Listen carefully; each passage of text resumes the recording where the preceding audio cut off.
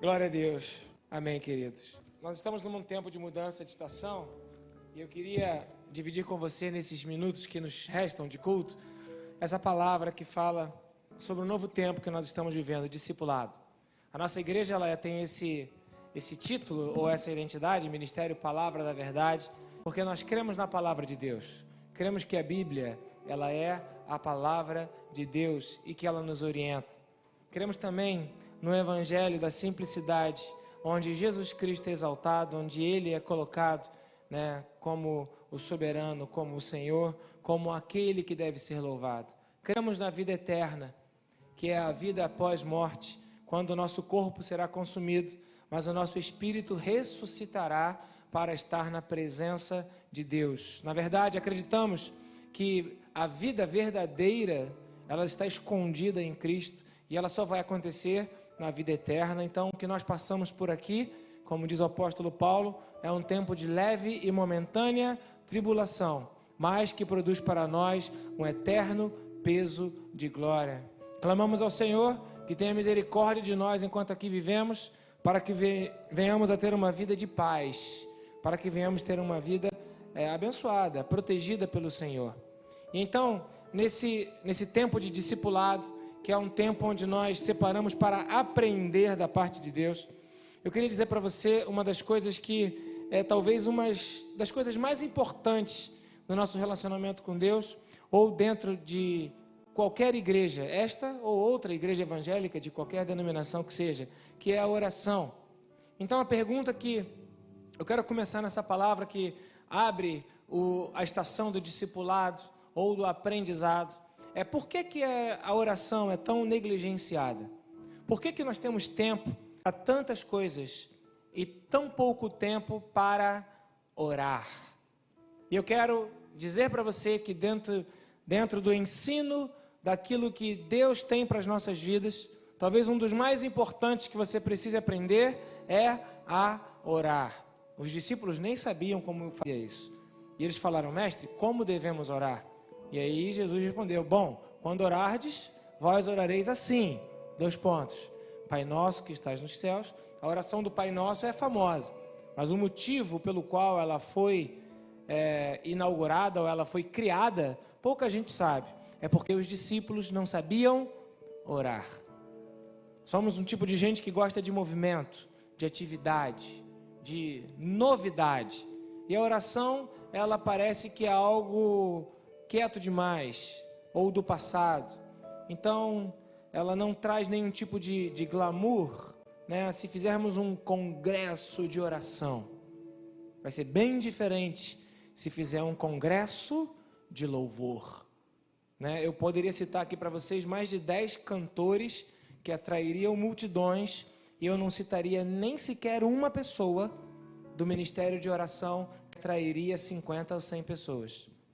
Por que a oração é tão negligenciada?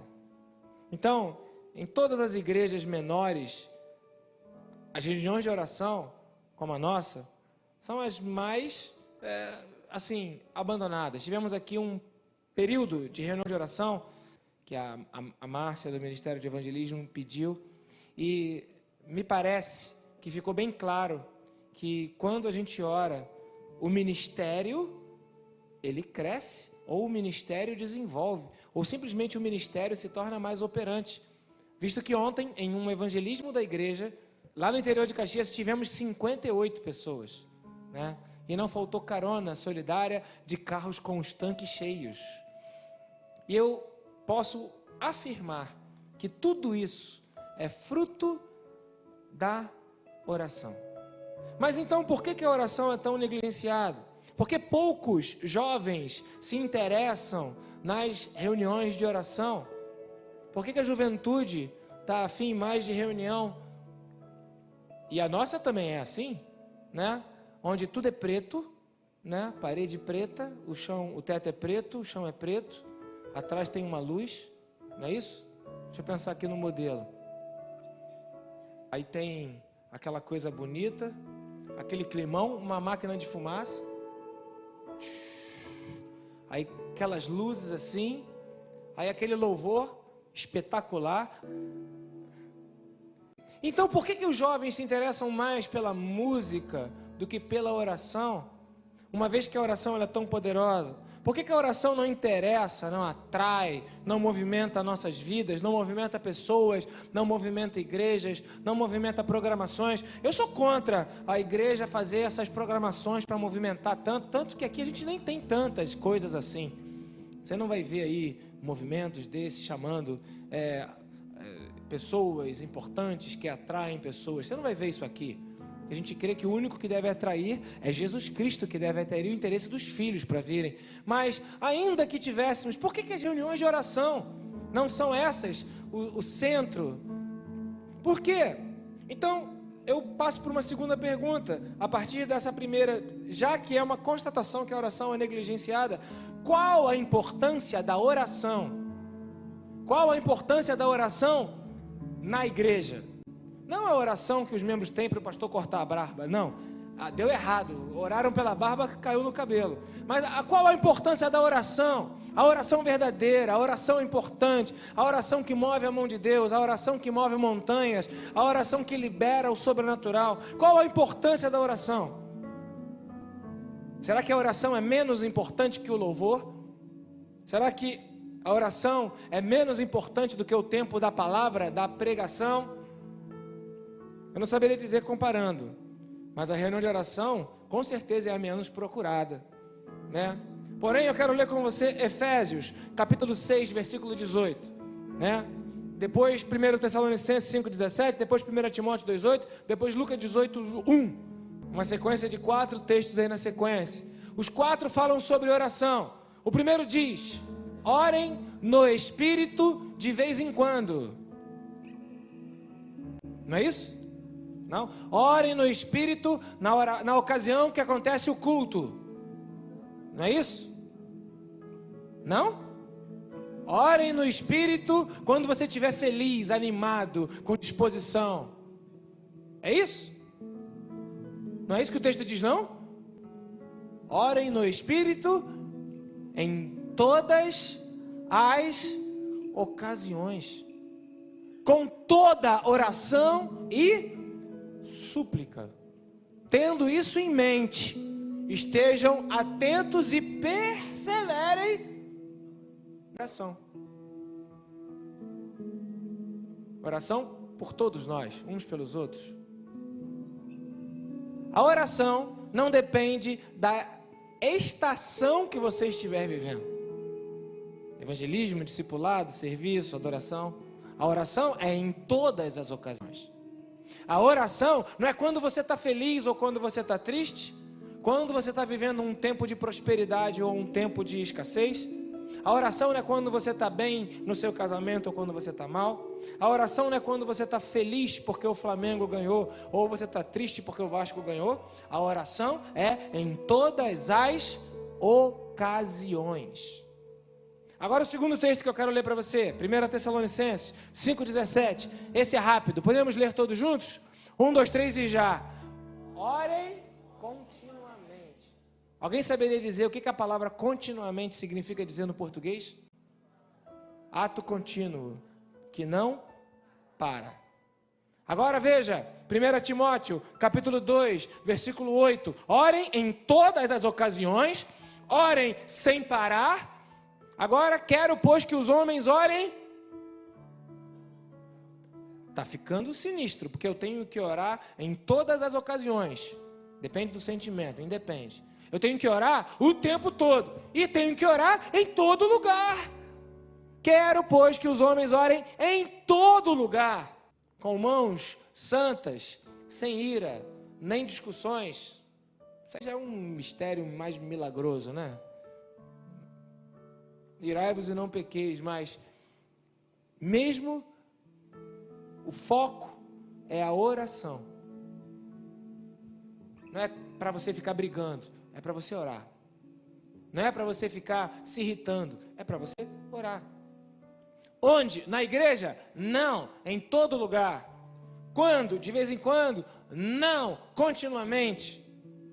Na ocasião certa? Não, em todas as ocasiões. E ainda temos o último texto que eu quero ler nessa primeira sequência, Lucas 18, verso 1. Lucas 18, 1, que diz: Então Jesus contou aos seus discípulos uma parábola.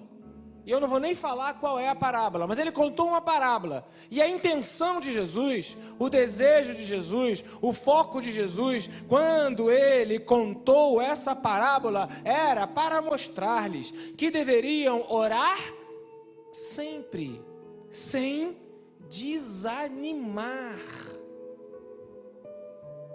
Então a oração não é dependente do meu ânimo, porque eu posso estar sem ânimo, ou vivendo um momento de sem ânimo, desanimado. O que tem? Ou você acha que você vai ficar animado o tempo todo? A vida está difícil, está com um problema, está chateado, está morando na kitnet, vai ficar animado? Vai ficar desanimado. Mas a Bíblia diz, Jesus contou aos discípulos uma palavra para mostrar que deviam orar sempre, sem nunca perder o ânimo. O ânimo vem da palavra alma, sopro de vida.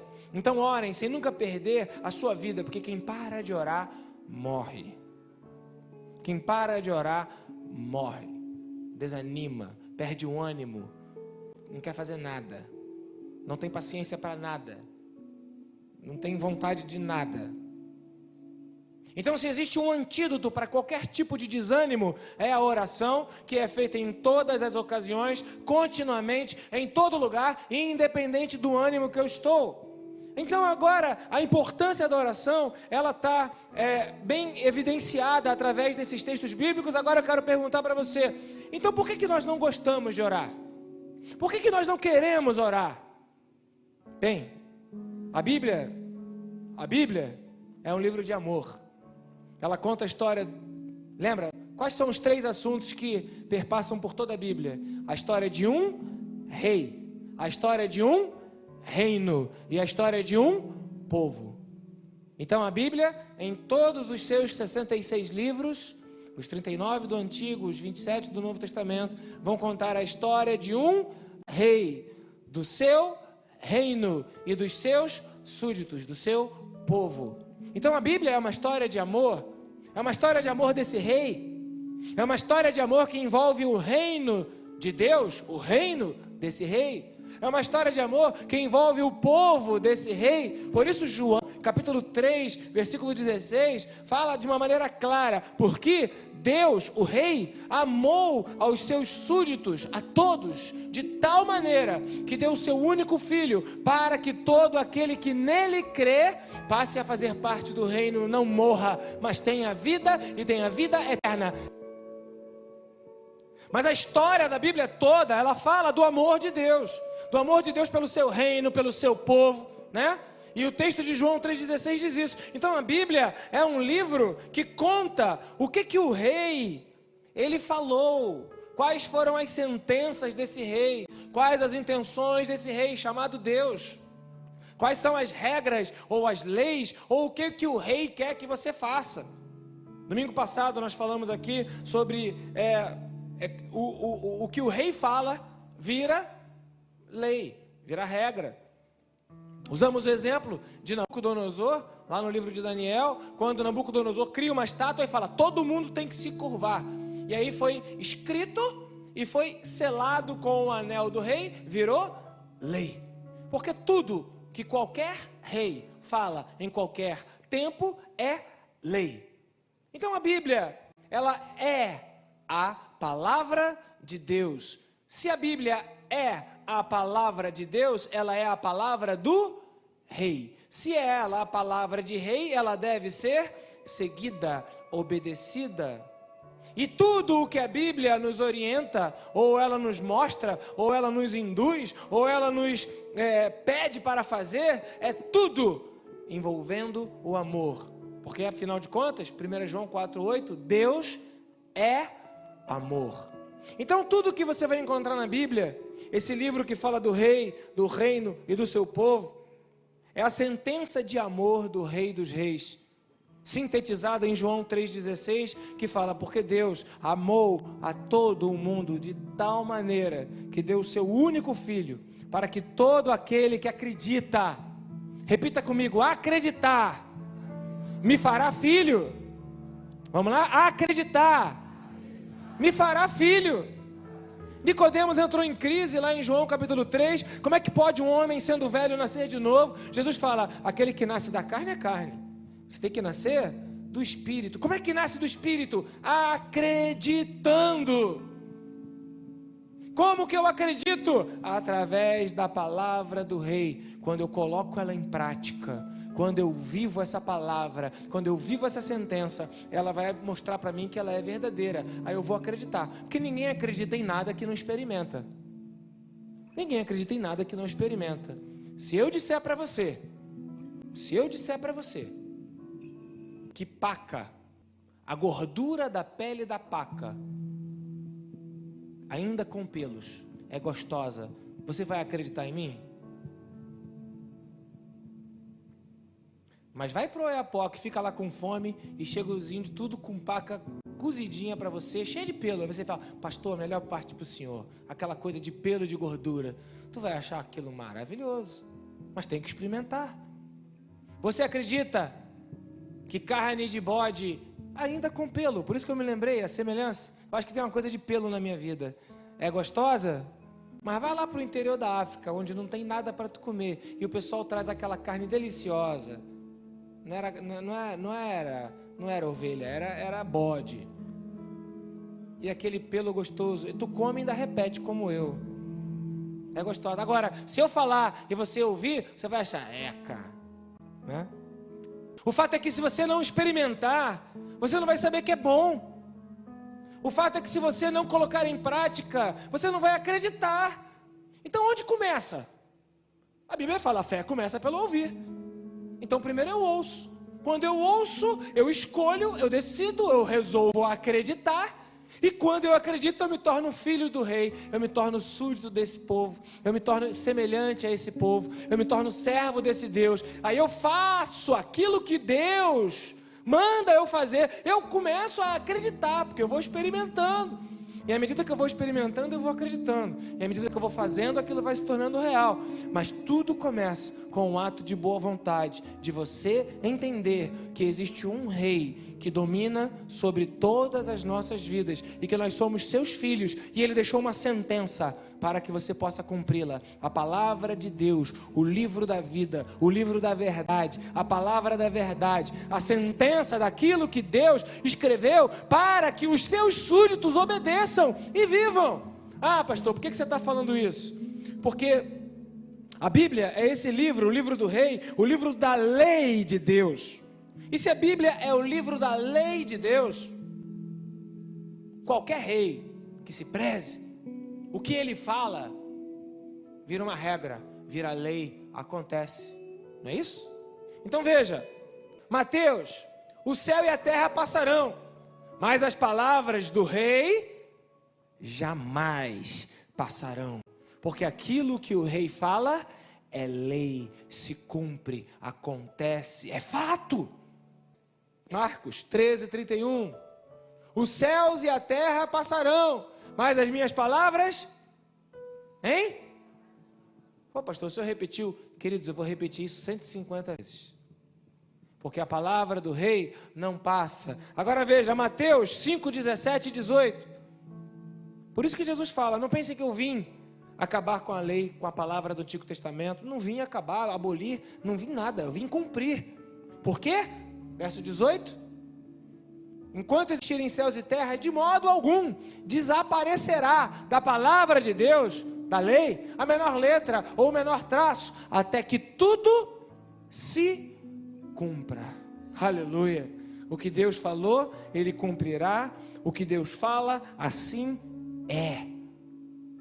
E o que Deus escreveu, o que Deus disse, está aqui nesse compêndio, nesse aglomerado, na tua mão, ao teu alcance, chamado Bíblia.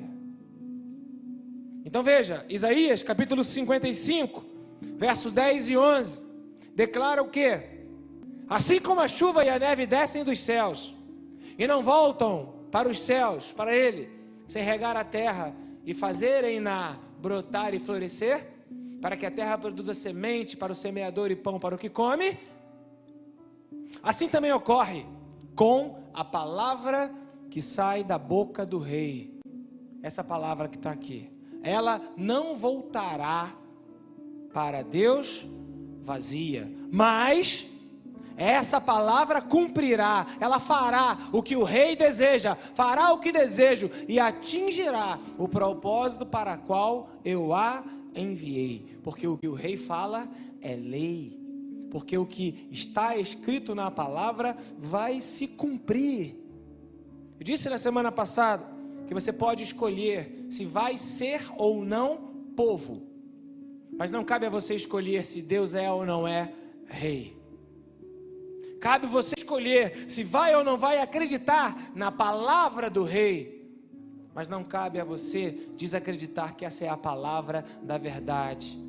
Porque se você estudar a história da palavra, a história da Bíblia, você vai descobrir coisas impressionantes. 40 autores, durante 4.000 anos de diferença, todos falando sobre o mesmo assunto, e não tinha Google.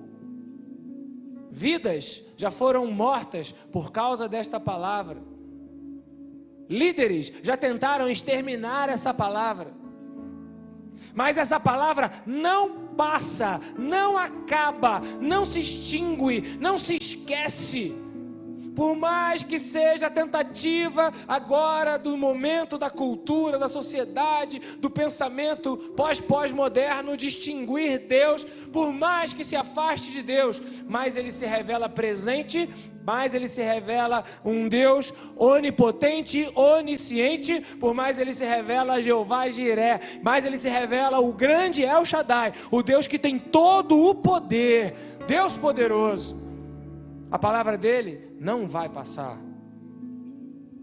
Onde é que eu quero chegar com isso? Eu quero chegar com isso na seguinte conclusão: a Bíblia é a palavra, a sentença do rei. 2 Timóteo, capítulo 3, versículo 16, e depois 2 Pedro 1. Mas 2 Timóteo 3,16 diz assim: toda a Escritura,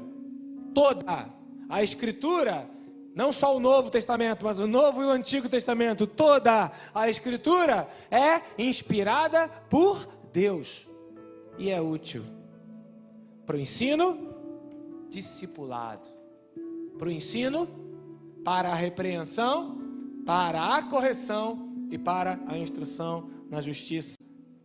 Mas o que eu quero destacar nesse texto é que toda a Escritura, ela é inspirada por Deus. Se ela é inspirada por Deus, ela é de Deus, logo ela é a palavra de Deus. 2 Pedro 1, 20 e 21. Antes de mais nada, saibam que nenhuma profecia da Escritura, nenhuma profecia da Escritura, porque vai ter um monte de profecia do lado de fora que vai ser uma festa. Mas nenhuma profecia da Escritura provém de interpretação pessoal. Nenhuma, pois jamais a profecia teve origem na vontade humana. Mas os homens falaram da parte de Deus. Homens falaram da parte de Deus, impelidos pelo Espírito Santo. Homens falaram da parte de Deus, impelidos pelo Espírito Santo. E não importa se você é adolescente, é jovem ou é criança, o que está se falando aqui é a palavra de Deus. Ela não é uma piada, não é uma brincadeira, não é divertida. É a palavra de Deus. Ela penetra no mais profundo do interior do coração daquele que acredita. Quem não acredita não vai vivê-la. Quem não acredita vai ficar com raiva. Quem não acredita vai se afastar. Quem não acredita não vai levar em consideração. Por isso nós não oramos. Amém? A palavra de Deus é inspirada. Se acreditamos que a palavra de Deus ela é inspirada, nós respeitamos a palavra de Deus. Se não respeitamos a palavra de Deus, não oramos. Por que não oramos? Porque quando oramos nós não obtemos resposta. E quando nós não obtemos resposta, nós não obtemos porque não acreditamos. Porque não oramos? Porque não acreditamos que por falar, fechar os olhos, dar as mãos, aquilo que nós pedimos ou desejamos vai acontecer. Mas o poder não está naquilo que nós falamos, o poder está na palavra do Rei, porque aquilo que ele disse acontecerá, aquilo que ele falou vai acontecer. Por isso, orações não respondidas são aquelas que contrariam o Rei, são aquelas que Deus não inspirou, que Ele não deixou registrado que nós deveríamos orar, que não estão de acordo com as suas leis.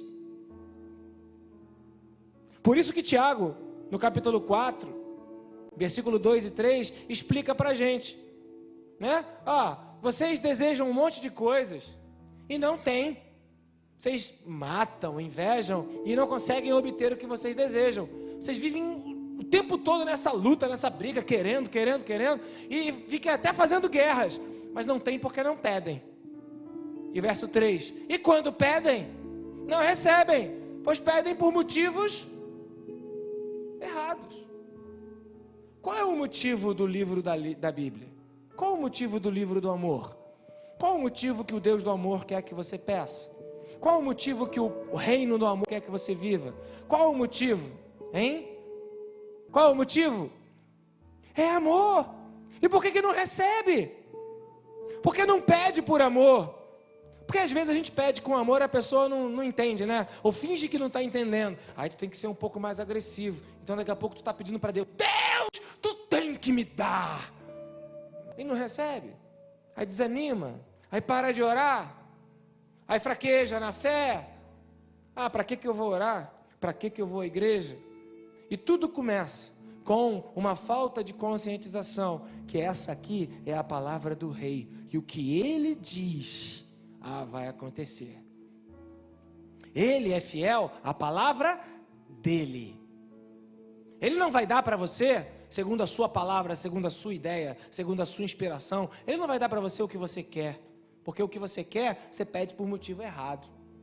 Para gastar, ou para desprezar, ou para simplesmente usar por um mero prazer egoísta. Porque o reino é o reino do amor. O Deus é o Deus do amor. E o seu povo é o povo do amor.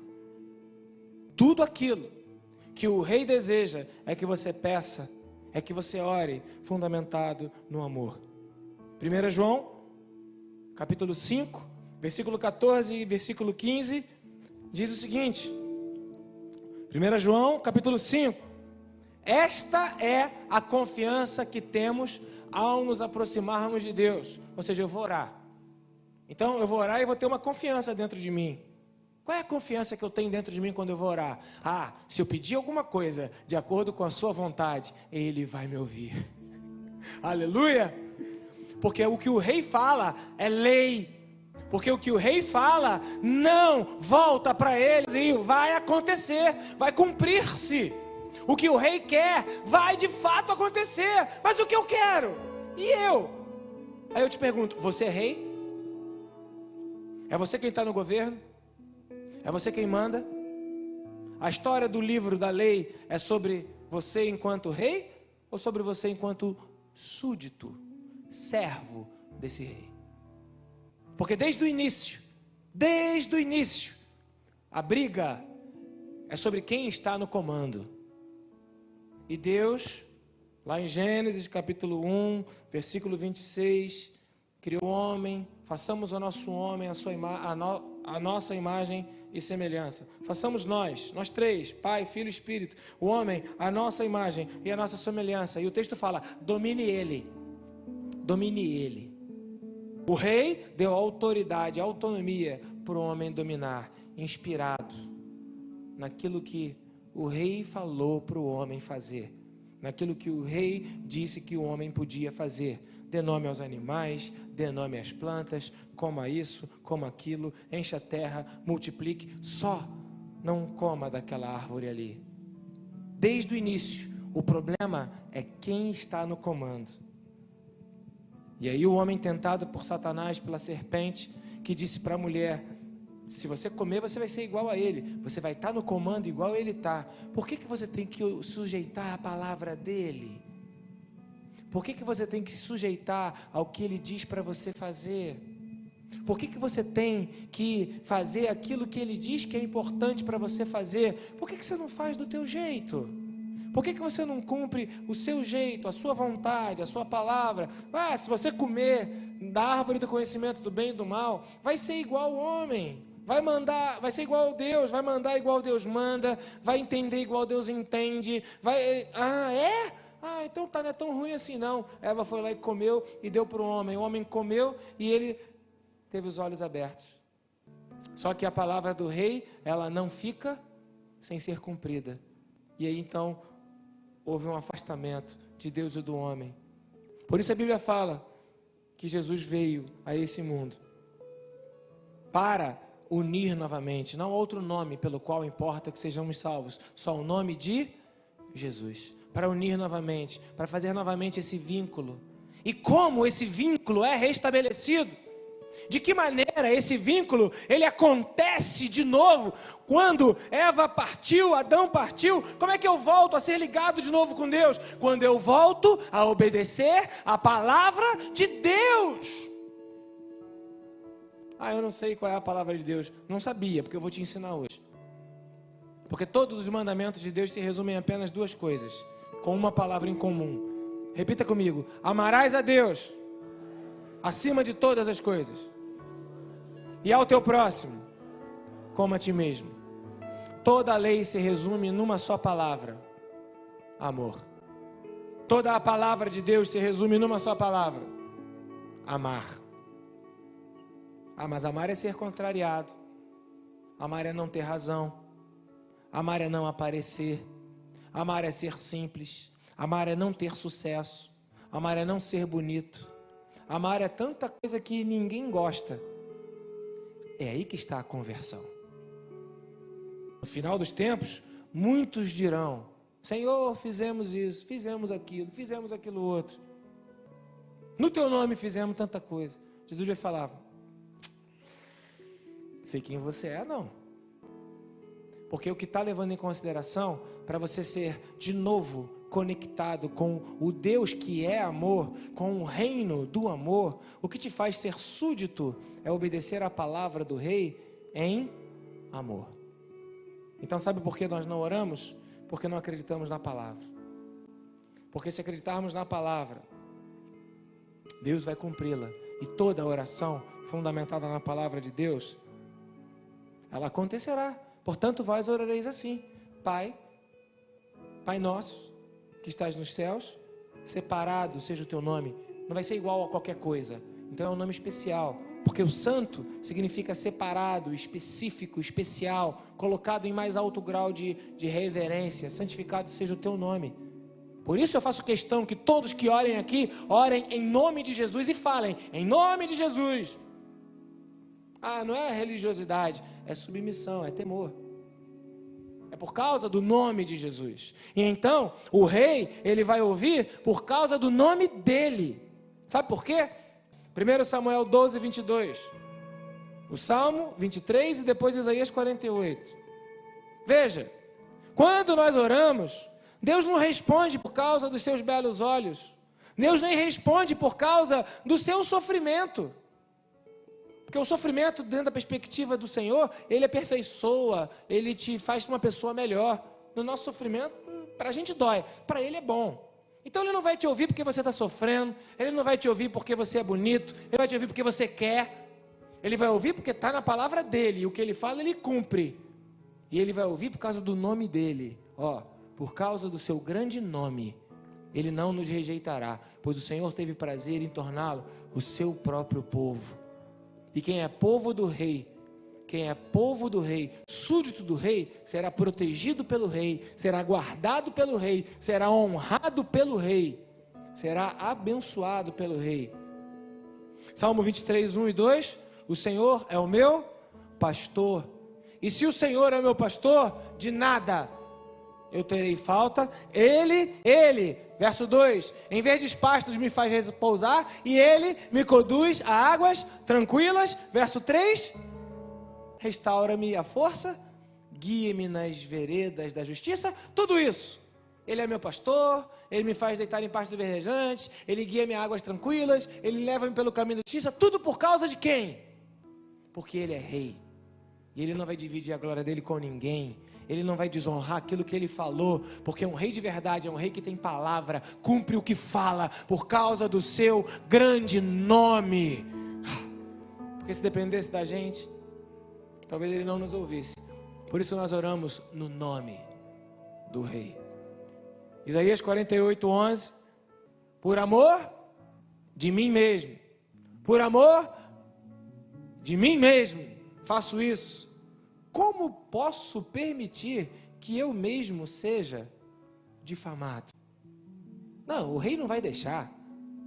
Pensa, se Nabucodonosor ficou irritado quando a lei foi descumprida e mandou jogar Sadraque, Mesaque e Abednego na fornalha ardente.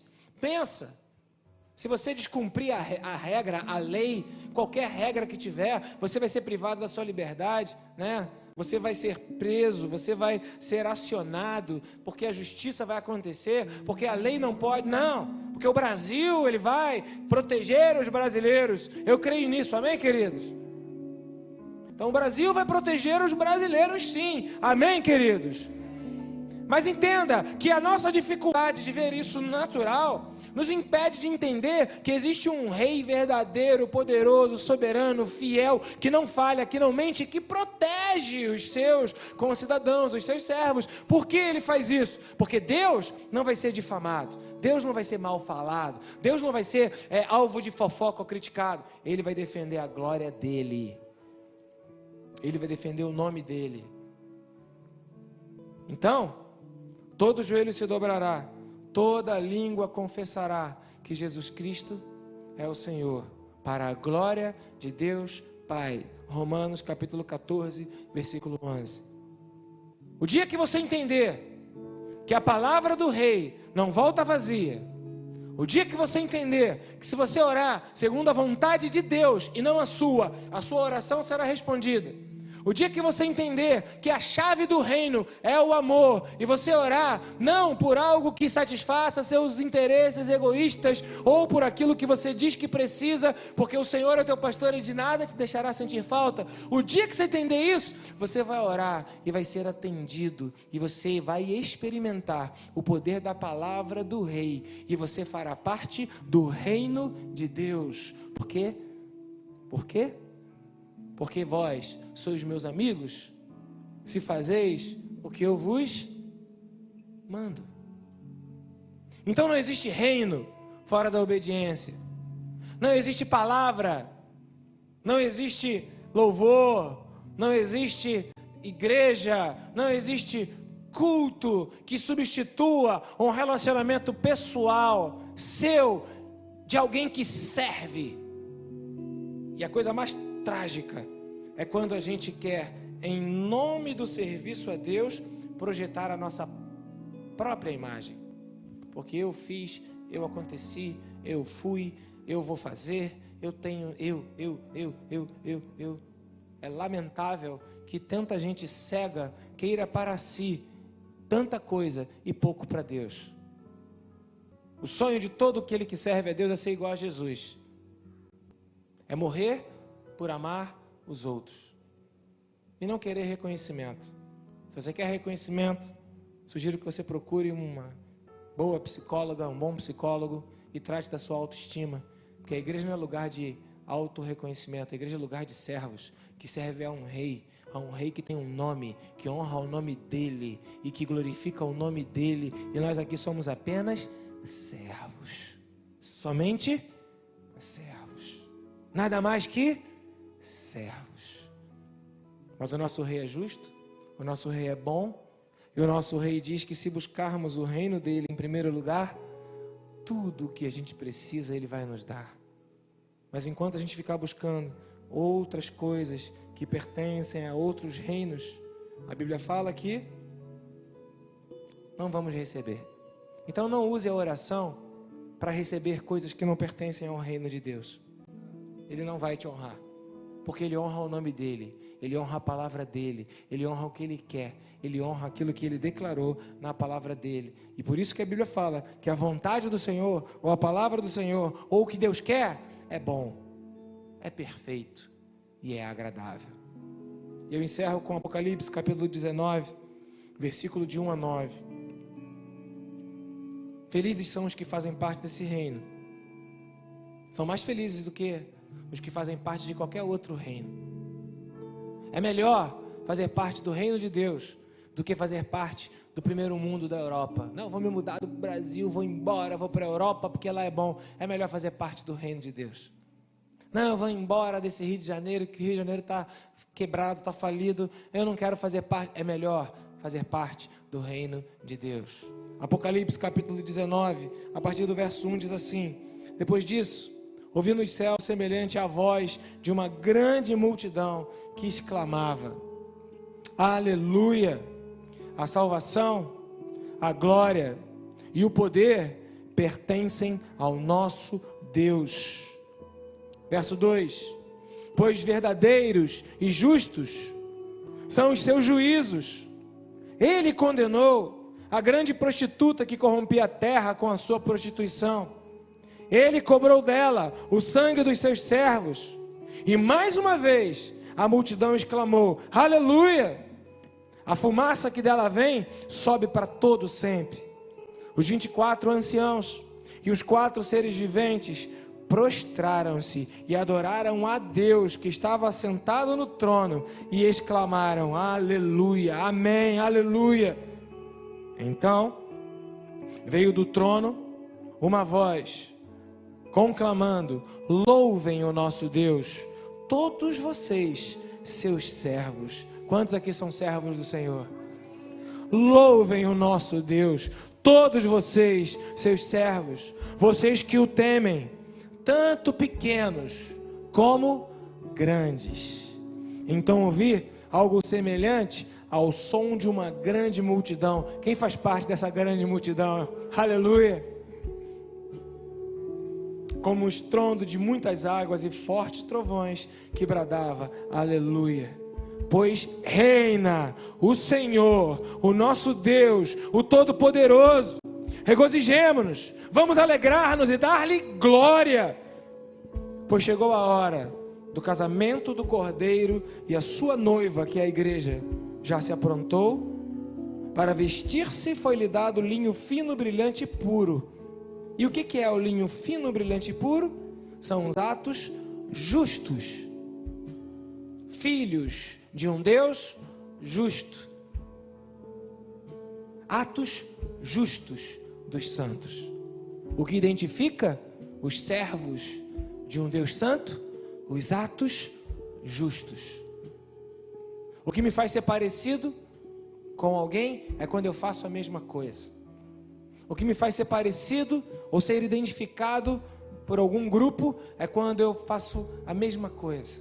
Se eu estou naquele time, com aquela camisa, eu faço parte daquela torcida. Se eu sirvo a um Deus justo, os meus atos justos vão identificar quem eu sou. Por isso que é pelas obras que nós conheceremos a dimensão da nossa fé. E qual é a obra de Deus? Qual é o projeto de Deus? Qual é o sonho do Deus do amor? Qual é o projeto do rei de Deus, do reino de Deus? Qual é o sonho do rei? Qual é o planejamento que o rei tem para a sua vida? Amor. Só isso.